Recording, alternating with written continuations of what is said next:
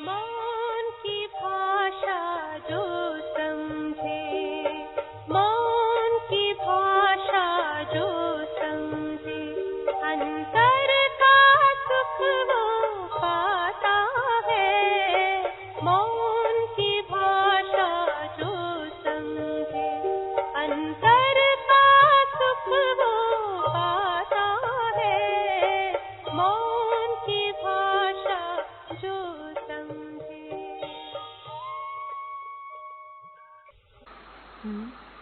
बाबा ने हमको कितना प्यार दिया, कितना हम पर एहसान किया, कितना उपकार किया, कितना भाग्य बनाया। हम ये सब कैसे रिटर्न देंगे? कैसे रिटर्न देंगे? इतना जो बाबा ने हमें दिया है, उसका रिटर्न हम कैसे देंगे? चेहरे और चलन द्वारा बाप का शो करेंगे। यही रिटर्न देने का तरीका है। केवल धन्यवाद धन्यवाद बाबा कह करके रिटर्न हो जाएगा? बाबा ने इतना प्यार दिया तो उसका रिटर्न है कि हम अपने आप को टर्न करें। बाबा ने एक मुरली में कहा ना कि क्या रिटर्न देंगे? अपने को टर्न करो, माना अपने को बदल दो। ये है रिटर्न, कि जो बाबा ने दिया हम उसका क्या बाबा को दे। कई बार होता है ना, कोई हमें कुछ बहुत उपहार देता है, भेंट देता है, तो हम कहते हैं हम क्या दें। अब बाबा को देने के लिए हमारे पास क्या चीजें हैं? जो स्थूल चीजें अगर हम कहें कि बाबा को धन दें, बाबा को ये दें, चीज दें, बाबा को क्या करना है? वो सब चाहिए बाबा को। बाबा को वो कुछ भी नहीं चाहिए। और अगर हम कहते भी नहीं हमको देना है, तो जो चीज भी हम देना चाहते हैं, चाहे ये तन भी हम कहें हम बाबा को दे दें, ये धन भी बाबा को, सब बाबा को, तो वैसे ही कहा जाता ये है ही उसका। हमारा थोड़ी है जो हम उसको देंगे, हमारा है क्या? भक्ति मार्ग में तो गाते थे ना, ये तन मन धन सब है तेरा, तेरा तुझको अर्पण क्या लागे मेरा। तो ये तेरा है, ये मेरा नहीं है, इसलिए तेरा तुझको ही वापस, मेरा कुछ नहीं है। तो जो है ही तेरा वो मैं दे रही हूँ, ये कैसे शोभेगा कहना। पर फिर भी हम क्या रिटर्न दे सकते हैं? जो बाबा की शिक्षाएं हैं, उन शिक्षाओं को अपने अंदर धारण करके बाबा का शो कर सकते हैं, जिसको बाबा कहते हैं सी फादर फॉलो फादर। और उसके लिए शो कैसे करेंगे बाबा का? अपने चेहरे और चलन द्वारा बाप को प्रत्यक्ष करेंगे।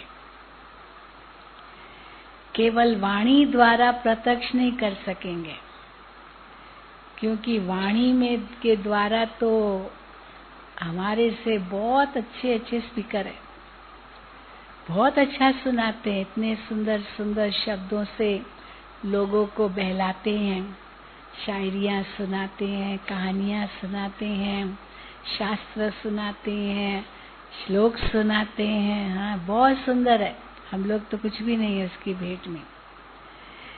तो उनसे हम दूसरों की चाहे कितनी भी सेवा करें, वो सेवा का इतना आकर्षण नहीं होगा।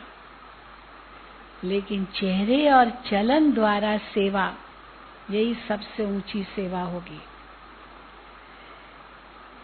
तो इसीलिए वाणी द्वारा सेवा कुछ हद तक तो ठीक है, लेकिन फिर वो कहेंगे आप लोग जो कहते हो ना, वो भी तो ऐसे ही कहते हैं।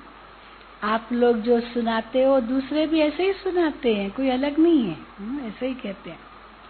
आप लोग जो मूल्यों की इतनी बातें करते हो, आत्मा परमात्मा की बातें करते हो, ये सब सुनाते हैं। सब हम जहाँ जाते हैं ऐसी बातें मिलती है हमको।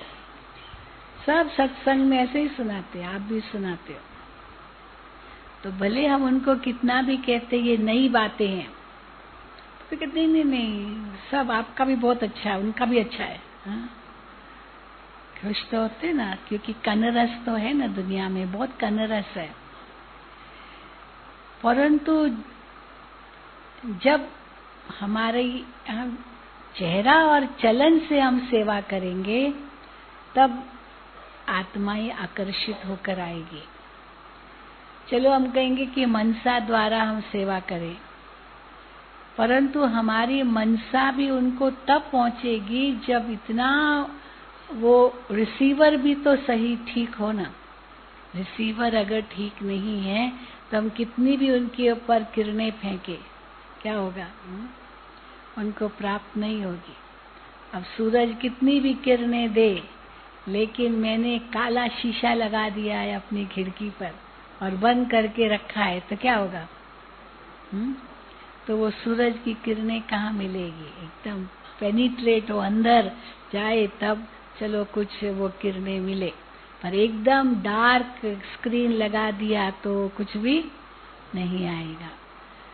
तो वाणी द्वारा तो सेवा अल्पकाल की, उसमें भी दिमाग द्वारा जो सेवा है वो तो बिल्कुल ही अल्पकाल की, क्योंकि दिमाग द्वारा बहुत सुंदर सुंदर बातें सोच सोच करके टोटके सुनाते रहते हैं।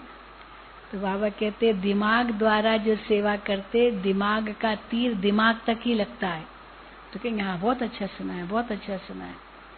फिर बाहर गए तो खत्म, सोडा वाटर बाबा कहते हैं ना, पानी बन गया वो।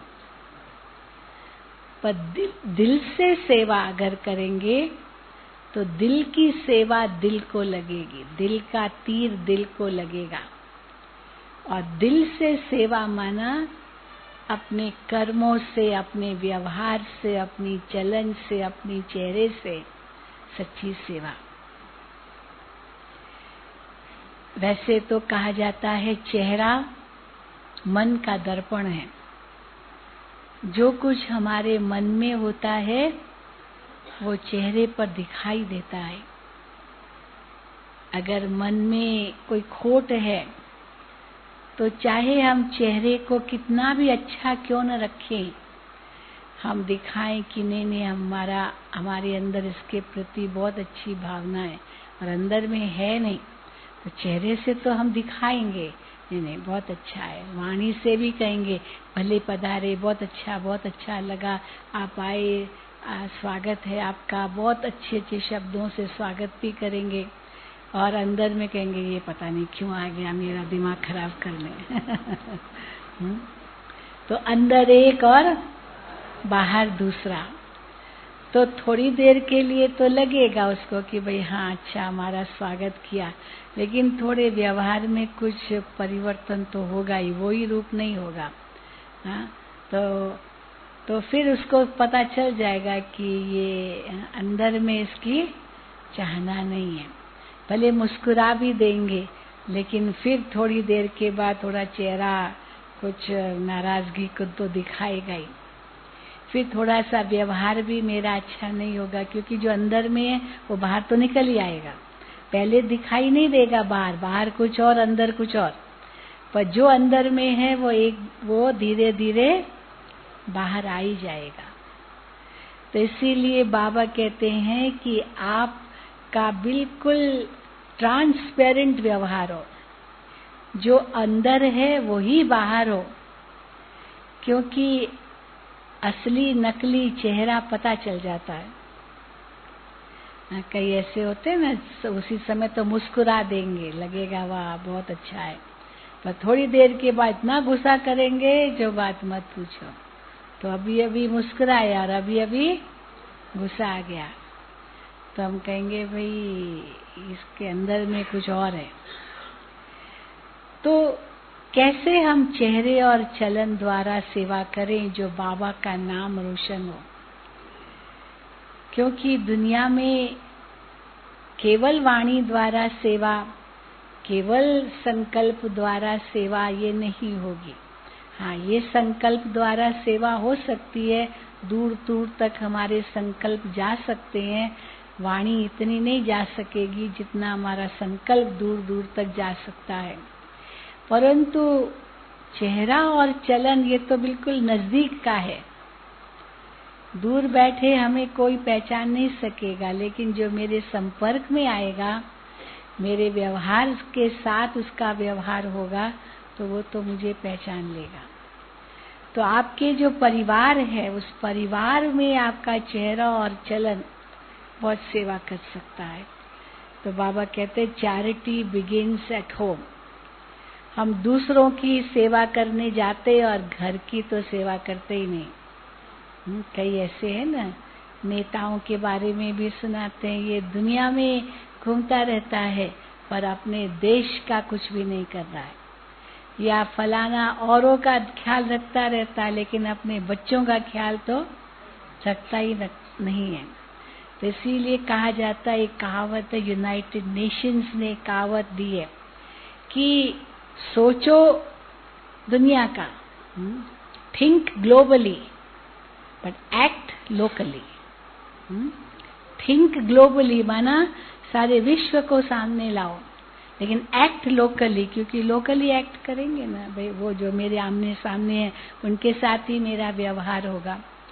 तो मैं बहुत ऊंची ऊंची बातें सोचूं, पर जब व्यवहार की बात आए तो व्यवहार में जीरो, तो उसको क्या कहेंगे। बहुत ऊंची ऊंची बातें कहूं, लेकिन जो ऊंची बातें मैंने कही वो मेरे व्यवहार में है ही नहीं, तो बाबा क्या कहते हैं उसको, ये पंडित है। या तो पंडित का टाइटल मिलता है या तो तोता का टाइटल मिलता है। तोता क्या होता है, बस जो सुना वो रट लिया, बोलना शुरू किया, पर उसको खुद समझ में नहीं आता मैं क्या बोल रहा हूँ, क्योंकि मुझे अपने साथ भी लगाना ये नहीं सोचता है तोता, है ना। वो कहानी बताते हैं ना, गंगाराम नल पर मत बैठो। तो गंगाराम तोते का नाम था, तो तोता सीख गया गंगाराम नल पर नहीं बैठो, नल पर मत बैठो। तो भी वो नल पर बैठकर नलका खोल करके अब पानी गिराता रहता था और बोलता जाता, गंगाराम नल पर नहीं बैठो। तो बाबा कहते हैं कि केवल मुख से कहने का प्रभाव नहीं होगा। तो इसीलिए बाबा हम बच्चों को कहते हैं कि वो एक्ट लोकली, माना हमारे चेहरे और चलन द्वारा सेवा। कोई कितना भी छिपाने की कोशिश करे वो नहीं छिपेगा, वो निकल आएगा। इसीलिए उसके लिए जरूरी है कि सोच में परिवर्तन करना पड़ेगा। जब हम कहते हैं ना कि फलाना तो बदलता ही नहीं है, कितना भी उसको समझाओ, कितना भी कुछ करो, तो मानता ही नहीं है, ये तो ऐसा है, हाँ, सुनता ही नहीं है, हाँ, ये तो बदलता ही नहीं है। अब हम उसको बदलना चाहते हैं, पर पहले मैंने अपने को देखा, मैं बदल रहा हूँ। इसने मुझे ऐसे क्यों कहा, पर मैंने भी तो कहा, पर इसने कहा न इसलिए मैंने कहा। अच्छा, उसने भले कहा, आपने क्यों कहा। तो इसीलिए दूसरा कुछ भी करे, मुझे क्या करना है। उसने ऐसे किया इसलिए मुझे सामने जवाब देना ही है, क्योंकि उसने ऐसे किया, और दोष देंगे दूसरे को, तो वो तो दोषी है ही है, पर मैंने भी किया तो मैं डबल दोषी हो गया। तो चेहरा और चलन जिससे हम बाप को प्रत्यक्ष कर सकेंगे, वो जब होगा तब लोग कहेंगे कि हाँ, यही एक संस्था है जो सच्ची सच्ची सेवा कर रही है, क्योंकि इन्होंने अपने जीवन को भी धन्य बना दिया है, अपने परिवार को भी कितना श्रेष्ठ बना दिया है, अपने मोहल्ले को, अपने समाज को इतना श्रेष्ठ बनाया है, तो सारे विश्व को क्यों नहीं बनाएंगे।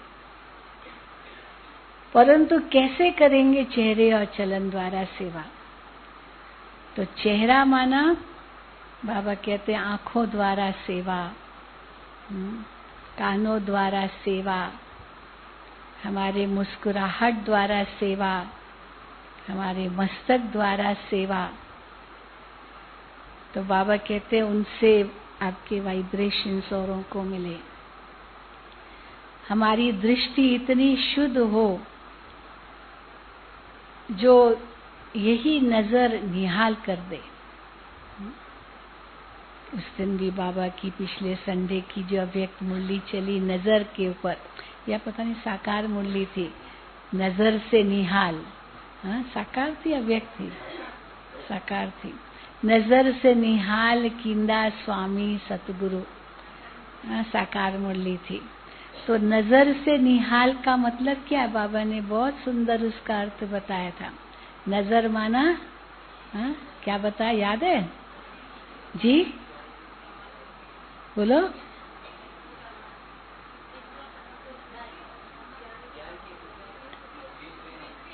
तीसरी आंख। हाँ, बाबा ने कोई इन आंखों की बात नहीं कही, तो ये तीसरी आंख तुमको इस समय ज्ञान की मिलती है, जिससे तुम तीनों कालों को देखते हो, तीनों लोकों को देखते हो, त्रिकालदर्शी बनते हो। और उस नजर से किसी को देखो, आत्मा आत्मा, भाई भाई की नजर से किसको देखो, क्योंकि इन आंखों से तो देह दिखाई देगी, आत्मा तो नहीं दिखाई देगी ना।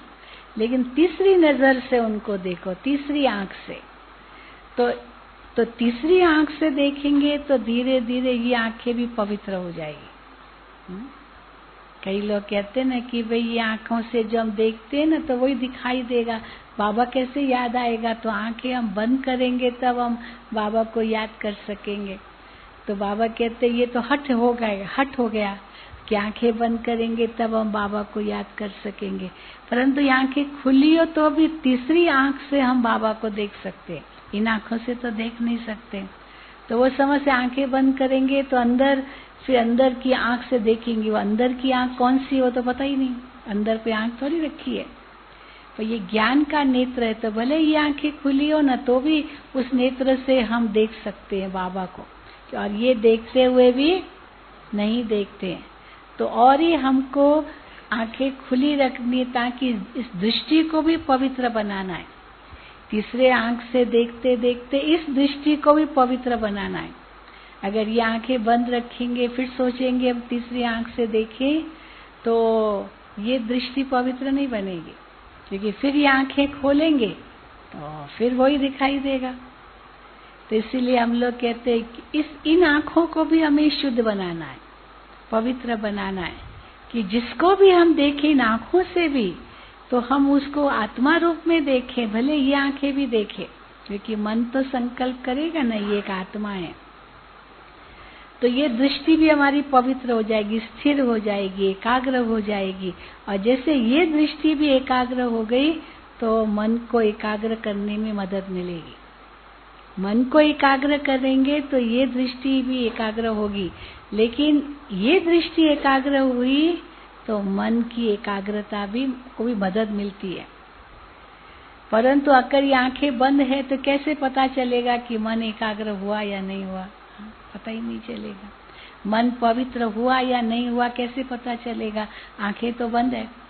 फिर आंखें खोली, फिर वही नाम रूप धर्म जाति भाषा, वही स्थान, यही तेरा मेरा, वही दिखाई देगा।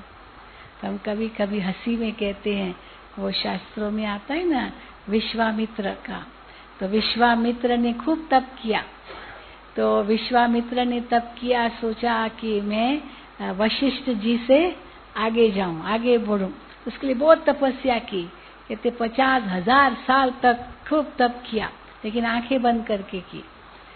तो अभी विष्णु जी को आया इसकी परीक्षा ले, तो एक मेनका को भेजा, है ना दिखाते ना। तो जैसे ही विश्वामित्र ने आंखें खोली तो क्या हुआ? वो मेनका को देख के उस पर मोहित हो गया। तो इतने हजारों साल की तपस्या, 50,000 साल जो भी जितनी भी, वो सारी तपस्या एक सेकंड में खत्म कि आंखें खोली और एक मेनका को देखा और उसकी तपस्या खत्म हो गई कि उस पर मोहित हो गया। अब हम लोग कहते भले हजारों मेनकाएं आपके सामने आए आप मोहित होंगे क्या? हाँ, होंगे? हजारों आ जाए, चलो एक भी आ जाए, होंगे क्या? तो कौन बड़े योगी हो गए, वो विश्वामित्र या हम? हाँ? हम बच्चे बड़े योगी हुए ना। पर इसका कारण क्या था फिर हम बताते, क्योंकि आंखें खोल के योग करते हैं। आंखें खुली रख के योग करते और इस दृष्टि को भी पवित्र बनाते हैं। क्योंकि बाबा कहते हैं कि वैसे तो ये शरीर तो विकारी है, ये पतित है, और आत्मा इस पतित शरीर में तब तक है जब तक आत्मा संपूर्ण रूप से पावन नहीं बनी है। तो ये शरीर तो पावन बनेगा नहीं, क्योंकि पंच तत्व ही पतित है। पर हाँ, आत्मा के परिवर्तन से, आत्मा के शुद्धिकरण से आत्मा इस शरीर से मुक्त होती जाएगी। और जैसे ही आत्मा संपूर्ण रूप से पवित्र हो गई तो इस शरीर से निकल जाएगी। हाँ भाई, ब्रह्मा बाबा संपूर्ण हुए, कर्मातीत अवस्था को पाया, संपूर्ण बने, तो फिर इस शरीर में थोड़ी रहेंगे। शरीर में है माना अभी तक संपूर्ण नहीं हुए हैं, ये निशानी है ना। तो संपूर्ण हुए तो ये पतित शरीर नहीं रहेगा, फिर तो पावन शरीर चाहिए। अब वो पावन शरीर तो मिलेगा सतयुग में। इसलिए संपूर्ण अभी तक नहीं बने हैं, इससे सिद्ध होता है केवल एक ब्रह्मा बाबा ही संपूर्ण बने। इसीलिए संपूर्ण होने के कारण उनको वो सूक्ष्म वतन में हमारा इंतजार कर रहे हैं। बाकी एडवांस पार्टी की आत्माएं भी हम कहेंगे कि हाँ कर्मातीत बनी, लेकिन कुछ उनका अलग पार्ट है, इसीलिए एडवांस में जा करके बाबा को मदद कर रही। तो किसी हिसाब किताब तो होगा ना, जहाँ जन्म लिया होगा, इस तरह की नहीं होगा। परंतु ब्रह्मा बाबा ही केवल एक आत्मा है जो वतन में हमारा इंतजार कर रही है। शिव बाबा की साथी बनी है, कंप्लीट साथी बन करके बाप दादा के रूप में, कंबाइंड रूप में कैसे सेवा कर रहे हैं। अब वो तो विषय नहीं है हमारा, लेकिन ये जो विषय है कि चेहरे और चलन द्वारा सेवा, तो चेहरे में पहले ये सब आता है। तो वाणी द्वारा भी सेवा जरूर है, ऐसे नहीं कि वाणी द्वारा सेवा नहीं है, पर उससे ज्यादा चेहरे और चलन द्वारा सेवा। कई बार हम बताते हैं ना कि बस आप कोई आए, आपका एक मुस्कुराता हुआ एक आधा सेकंड भी चेहरा हो, डॉक्टर पेशेंट उसके सामने जाए और डॉक्टर एक मुस्कुराहट दे दे, तो रोगी का आधी बीमारी वहीं खत्म हो जाती है। इसलिए डॉक्टरों को हम लोग ये जरूर सिखाते हैं कि आप अपने मरीज को अगर सचमुच मानसिक रीति से भी सेवा करना चाहते हैं तो पहले एक मुस्कुराहट दीजिए, मुस्कुराइए उनके सामने, तो उसके अंदर में खुशी होगी और उस खुशी से जो कुछ कहेगा वो निकल आएगा। पर आप अगर गमगीन है, बोलो बोलो क्या करना है, बोलो बोलो, सांप डर जाएगा, वो तो कुछ बोलेगा ही नहीं। है? तो इसीलिए मुस्कुराहट से जैसे आधी बीमारी गई, फिर हल्के होंगे तो कई बार तो पूरी बीमारी ही खत्म हो सकती है। केवल डॉक्टर का चेहरा ही देखो। हम कई बार न कोई चीज हमारी, कोई चीज बिगड़ जाती है, कोई भी चीज, तो उसका जो मैकेनिक होता है उनको हम बुलाते हैं। अब वो जैसे हाथ लगाता तो ठीक हो गई। मैंने कहा हमने तो कितनी कोशिश की, हमारे से तो ठीक हुई नहीं, आपने हाथ ही लगाया हो गई ठीक। क्या किया आपने? कहता हमने तो कुछ भी नहीं किया, जादू था। हमने कहा कैसे ठीक हुआ? तो कहा कि बस हमको पता है मैजिक टच कैसे करना है, वो हम जानते हैं, क्योंकि हम इसके डॉक्टर हैं। आप तो डॉक्टर नहीं हैं। तो देखो, तो डॉक्टर भी अगर थोड़ी मुस्कुराहट ही दे दे तो उससे भी मरीज को बहुत फायदा होता है।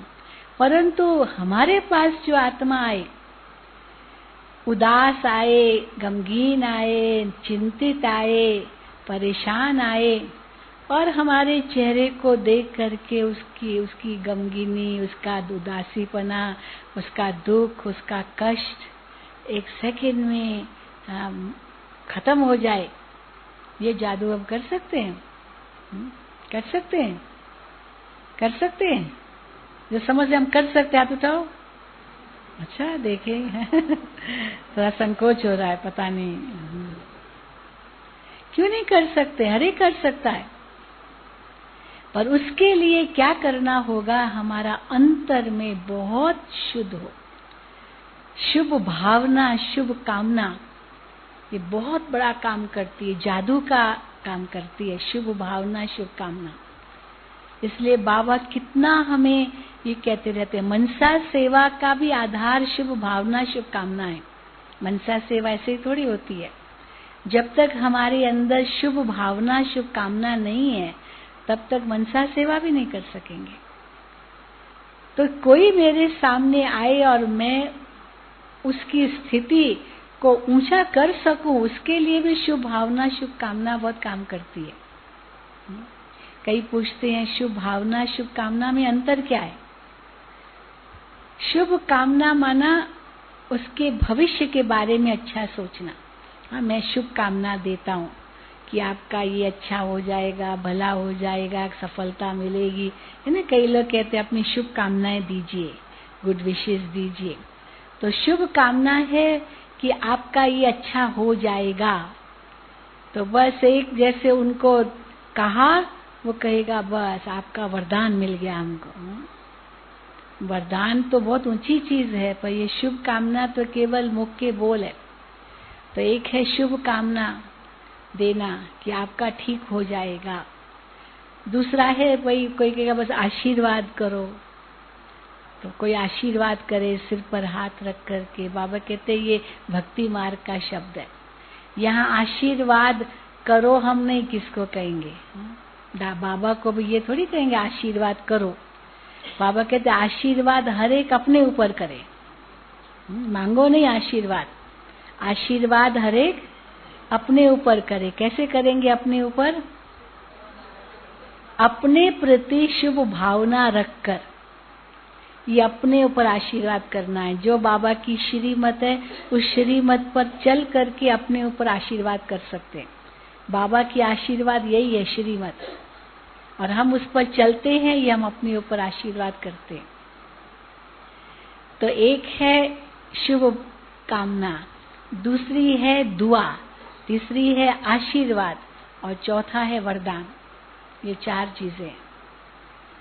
तो शुभ कामना तो हर एक कर सकता है, हर एक के प्रति, चाहे वो व्यक्ति कितना भी बुरा क्यों न हो, कितना भी अपकारी क्यों न हो, कितना भी उसने मेरे साथ बुरा व्यवहार किया हो, तो भी मैं उनके प्रति शुभ कामना रखूं।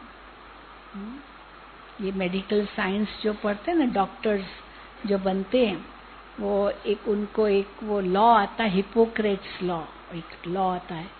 उसके अंदर उनको ये सिखाया जाता है कि चाहे आपका दुश्मन भी आपके सामने आ जाए, पर उस समय वो मरीज के रूप में आपके सामने आता है, तो उस दुश्मन का आप क्या करेंगे? हाँ, उसको जहर की इंजेक्शन दे देंगे, मर जाए।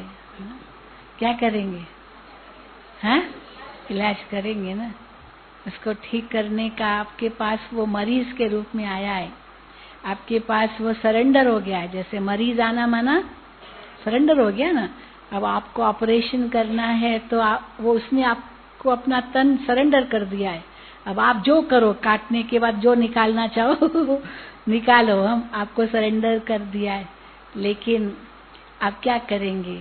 अमानत है, आप भी कहेंगे ना अमानत है, तो अमानत में ख्यानत थोड़ी डालेंगे। वो ऑपरेशन करते करते कितनी निकाल देंगे, ऐसे करेंगे क्या? लेकिन दुनिया में तो करते हैं ना, दुनिया में तो बहुत कुछ करते हैं। तो इसीलिए चाहे वो दुश्मन भी आ जाए, तो भी आपको उसके प्रति शुभ कामना करनी है, उसके प्रति शुभ भावना रखनी है, और उसका इलाज करना है, इलाज करना है, चाहे वो दुश्मन भी हो। तो इतनी बड़ी बात है ये, क्योंकि उस समय वो मरीज बन के आपके पास आया है, कुछ मांगने आया है। तो आप और कुछ नहीं दे सकते हो, चलो और कुछ नहीं है आपके पास, तो शुभ कामना तो दे सकते हो, आपका भला हो, वो उसमें खर्चा नहीं है। मीठा बोलने में तो कोई खर्चा नहीं है, पर वो मीठा बोल का भी असर तब हो जब अंदर में शुभकामना होगी। फिर दूसरा है दुआ। दुआ क्या है? आपको कुछ मिला है तो आप दिल से दुआएं करेंगे। वो आपको शुभकामना करे और उससे आपको कुछ फायदा हो और तो आपकी दिल से दुआएं उसके प्रति निकलेगी। तो दुआएं भी हर एक दे सकता है। चलो उनको कुछ न भी मिला तो भी दुआएं दे सकता है। उस अपकारी ने मेरे लिए कुछ भी नहीं किया तो भी मैं दुआ तो दे सकती हूँ। शुभकामना से थोड़ी ऊंची चीज है दुआ। दुआ भी मांगी नहीं जाती है, शुभकामना तो फिर भी मांग लेंगे। गुड विशेस दो भाई, आपके लिए आपकी गुड विशेस, पर आप मुझे दुआ करो भले मांगेंगे, लेकिन दुआ तो अपने आप दिल से निकलती है, वो अपने आप निकलती है। आशीर्वाद खुद पर खुद ही करनी है। और वरदान कौन दे सकता है? जो भरपूर होगा, वो हदों से पार होगा, वो वरदान दे सकता है। बाबा देता है और हमें भी ऐसा बनाता है। लेकिन वो तब होगा जब पहले हम ये लक्ष्य रखेंगे कि मुझे अपने चेहरे और चलन द्वारा सेवा करनी है और उससे बाप का नाम रोशन करना है। तो दृष्टि द्वारा सेवा, मुख द्वारा सेवा, चाहे हमारे वाइब्रेशंस द्वारा भी सेवा। ये हाथ जो है ना, ये वाइब्रेशंस का हाथ है। देना है, देना है, ये देना है, ये भी देना है, ये भी देना है। लक्ष्मी का हाथ कैसे दिखाते हैं? देना है, देना है। वो अशरफियाँ निकल रही है, हाथ ऐसे, दाता का हाथ। और दूसरा देवी का हाथ कैसे होता है? वरदानी हाथ। तो इससे भी वाइब्रेशंस निकल रही है और इससे भी समझते भाई हाथ रखो मेरे सिर पर, हाथ रखो। तो क्यों कहते हाथ रखो? इससे वाइब्रेशंस निकलती हैं। कोई तो चलो मांग कहेंगे नहीं कि आप हाथ रखो या दुआ करो, वो पैर पड़ते हैं। ये पैर छूना, ये भी वास्तव में इसके पीछे भी राज है कि अगर मैं अपने हाथ किसी के पैर पर रखता हूँ तो वाइब्रेशंस आते हैं, मिलता है कुछ। पर ऐसे ही केवल हाथ फैलाया, वो तो भिखारीपना है। तो बाबा कहते भिखारी मत बनो, आप अधिकारी बन के लो, दृष्टि से लो, हाथों से लो। चलो ये तरीका नहीं आता तो पैर भी छुओ, क्यों नहीं, बड़ों के पैर छूते। पर बाबा हमको, क्योंकि इतना बाबा हमें देते हैं, तो बाबा कहते हैं कि तुमको तो मैं सिरताज बनाता हूँ, तुमको तो मैं विश्व का मालिक बनाता हूँ।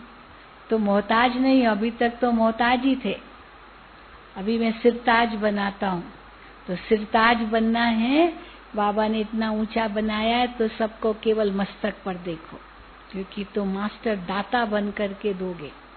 तो मस्तक को देखो तो आत्मा आत्मा को दे रही है।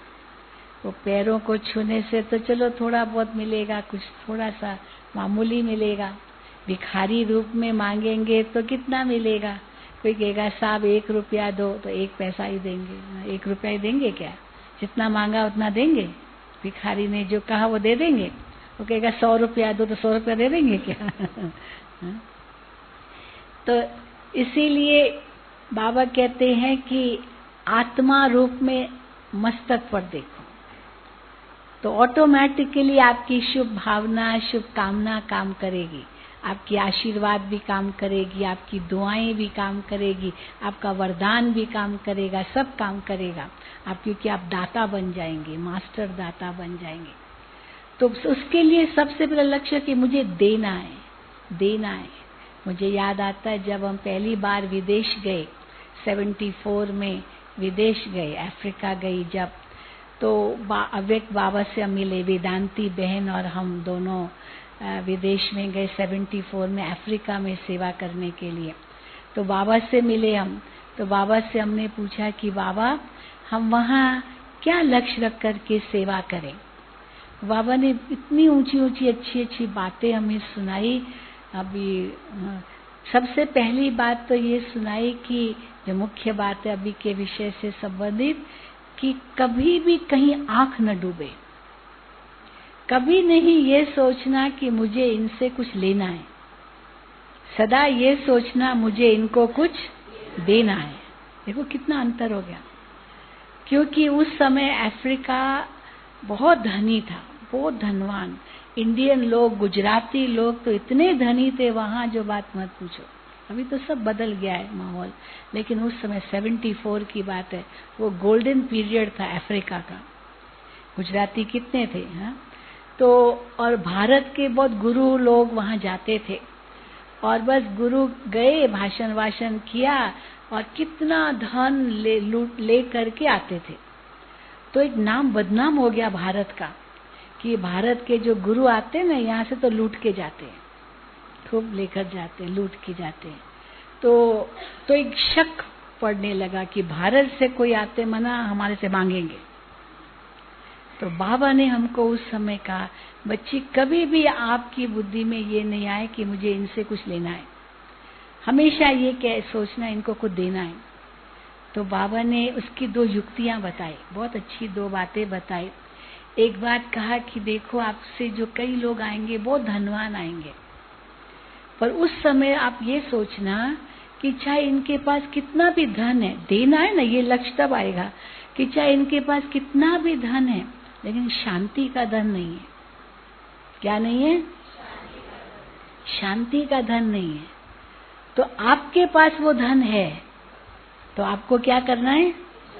वो शांति का धन देना है।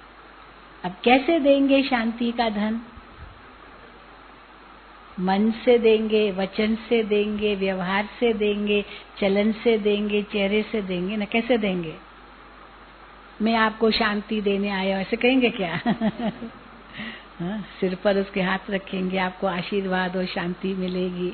नहीं, कहना तो कुछ नहीं है, लेकिन शांति के 2 बोल बोलेंगे, आत्मा का ज्ञान देंगे, परमात्मा शांति का सागर है उसकी बातें सुनाएंगे, कैसे शांति आपके भीतर है ये सुनाएंगे, मेडिटेशन उनको थोड़ा कराएंगे, उनको शांति मिलेगी। ये देना।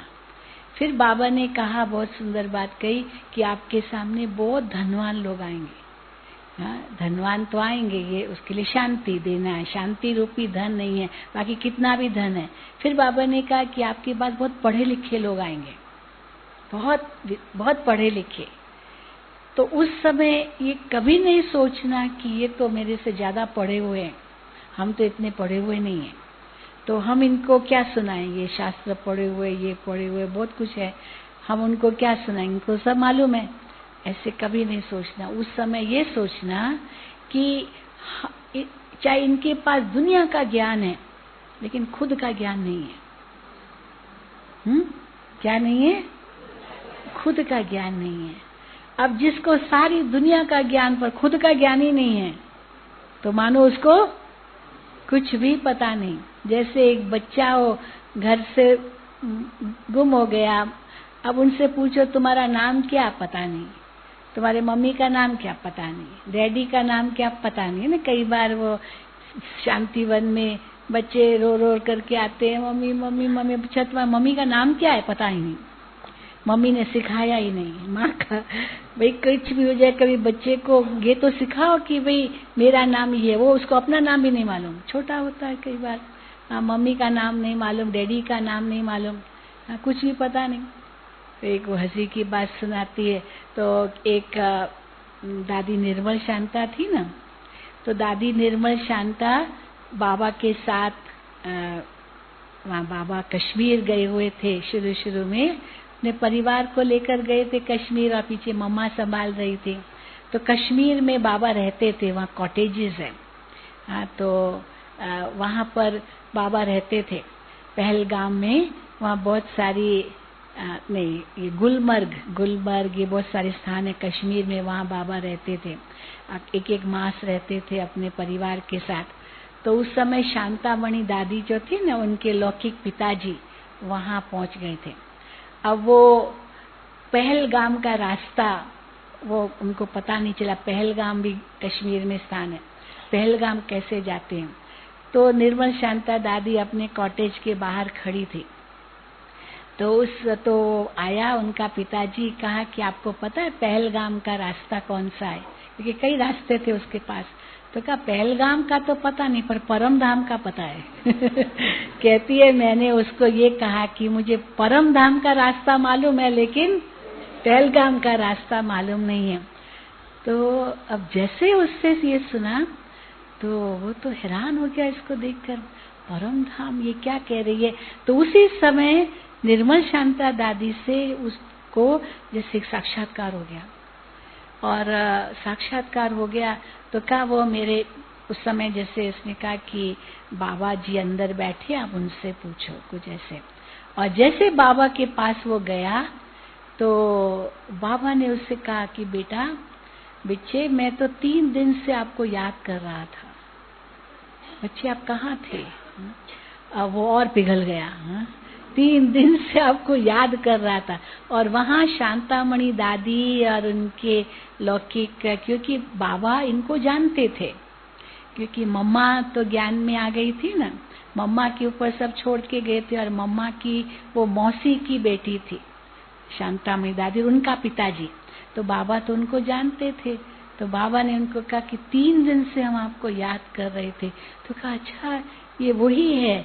और बस बाबा को देखा, एकदम चरण छू लिए, बाबा को समर्पित हो गया।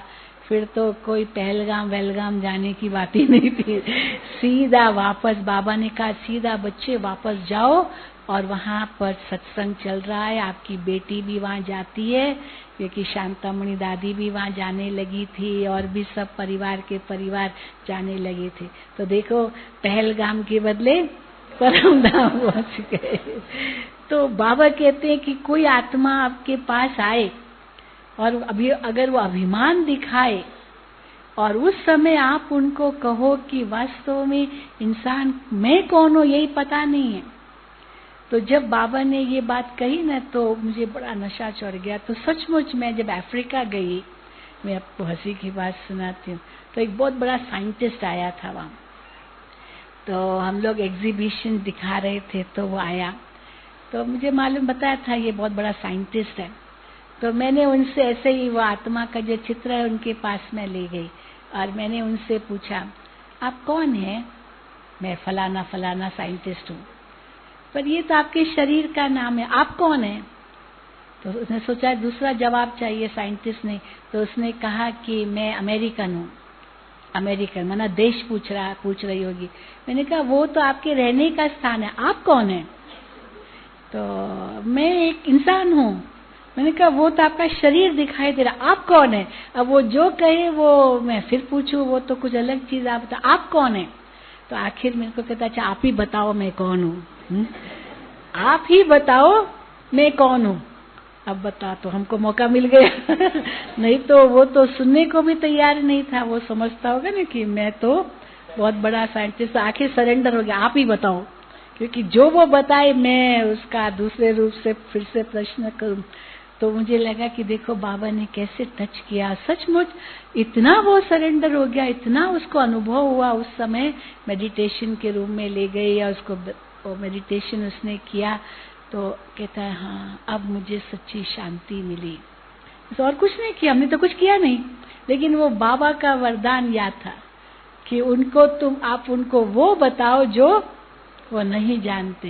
बाकी भले दुनिया का कितना भी ज्ञान, उसका इतना अभिमान होता है कि वो कुछ भी सुनने को तैयार नहीं होते। फिर तो उसने कितनी मदद की, हमको अपने वहाँ बुलाया, फिर वहाँ भाषण कराया, वो तो फिर अलग कहानी है। लेकिन बात है कहने की कि कैसे देना है ये बुद्धि में आए। तो कैसे देंगे, चेहरे द्वारा और चलन द्वारा।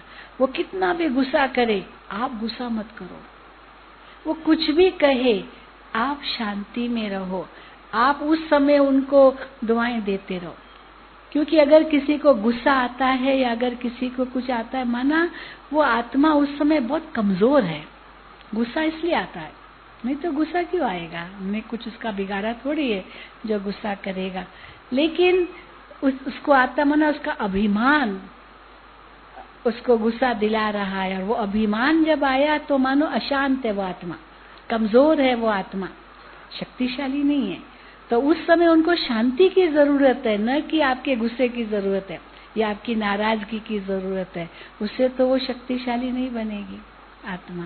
तो इसलिए मुझे देना है, मुझे देना है, बस ये संकल्प करो तो बाबा कहते वो सेवा हो जाएगी। तो चेहरे द्वारा भी सेवा और चलन द्वारा भी सेवा। हाँ, इसका तो बहुत विस्तार है, कोई अंत ही नहीं है। तभी हम यहीं समाप्त करते। देख रही हूँ 1 बजा है, बहुत अच्छा। हाँ, यहाँ पर आप देखेंगे मधुबन के अंदर सबके मुखड़े कैसे खिले हुए। यहाँ जो भी आते बस यही कहते हैं, यहाँ पर हर एक का मुखड़ा इतना खिला हुआ है, आप लोगों को क्या मिला है यहाँ? आते ना शिविर में यही कहते हैं। तो दुनिया में तो जहाँ जहाँ उदास चेहरा, मायूस चेहरा, बात मत पूछो। भारत की संस्कृति बहुत ऊंची है उस हिसाब से। आप लंदन में जाओ, जापान में जाओ, मैं तो कई देशों में गई हूँ, इसमें ट्रेन में हम सफर कर रहे हैं, आप किसके आगे मुस्कुरा दो ना, हम जानते नहीं है पर उसके आगे मुस्कुरा दो, सोचेगा ये पागल है। सच्ची, ये पागल है। कोई मुस्कुराते हो ना, पागल है क्या? क्योंकि पागल ही मुस्कुराते हो। और यहाँ तो देखो, भले कोई न भी जानते वो मुस्कुराते हुए मुस्कुरा देगा, है ना, क्योंकि भावना तो बुरी नहीं है। तो वहाँ पर सचमुच ऐसा उदास, ऐसे मुंह ऐसा, हाँ बस, कोई किसी को देखता भी नहीं है, किसी की कोई परवाह नहीं है। ट्रेन में बैठे या तो अखबार पढ़ रहे हैं, या तो झुटके खा रहे हैं, या तो चुपचाप खड़े हैं, किसी को कोई नहीं देखेगा। कोई लेना देना ही नहीं है किसी के साथ। जापान में जाओ, लोग दौड़ रहे, किसी को देखने की फुर्सत ही नहीं है। भाई दौड़ क्यों रहे हो, पहुंच जाओगे ना। तो दौड़ रहे, रास्ते पर दौड़ रहे, जहाँ देखो दौड़ ही रहे। इतना टेंशन, बात मत पूछो। शांति से चलने का तो अभ्यास ही नहीं है। और जब वो लोग इंडिया में आते कहते यहाँ तो सब ढीला सब स्लो। हम कहते हम लोग शांति प्रिय लोग हैं, क्योंकि राजा ही ठाट है ना भारत का। भारत में तो राजा ही ठाट है, वो लोग तो सब द्वापर कलयुग में आई हुई आत्माएं हैं। हम लोगों को अंदर में संतुष्ट रहना आता है, खुश रहना आता है ना सबको, और खुशी बांटना आता है, सब आता है, क्योंकि अंदर में हम भरपूर हैं। चलो, ओम शांति।